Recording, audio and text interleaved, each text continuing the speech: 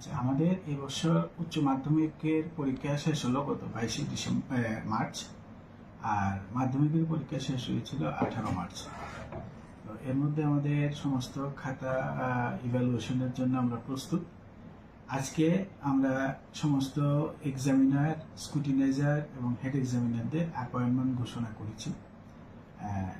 ওদের হোয়াটসঅ্যাপ গ্রুপে দেওয়া হয়েছে।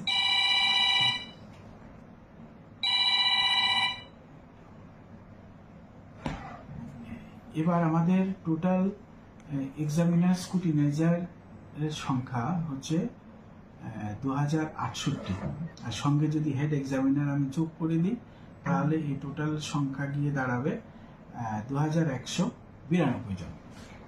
আমাদের এবার মাধ্যমিকে 4টা ভেন্যু হচ্ছে। আগরতলাতে সেন্ট্রাল ইভ্যালুয়েশন হবে আমাদের, বিকে গার্লসে হবে, আর KKSM কামিনী কুমার সিংহ মেমোরিয়াল এইচএস স্কুল, বাণী বিদ্যাপীঠ গার্লস এবং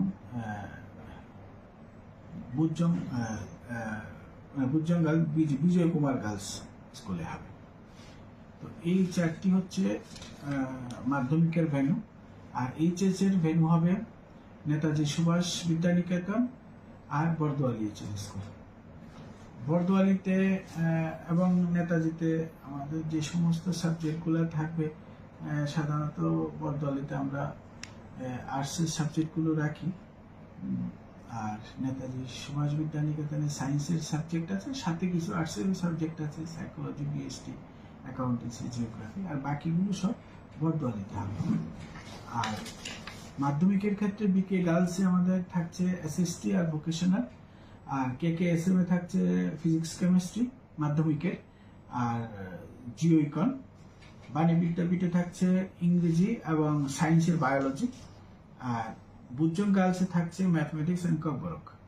তো এই হচ্ছে আমাদের এবারকার সেন্ট্রাল ইভ্যালুয়েশনের সংক্ষিপ্ত আমি একটা বিবরণ দিলাম।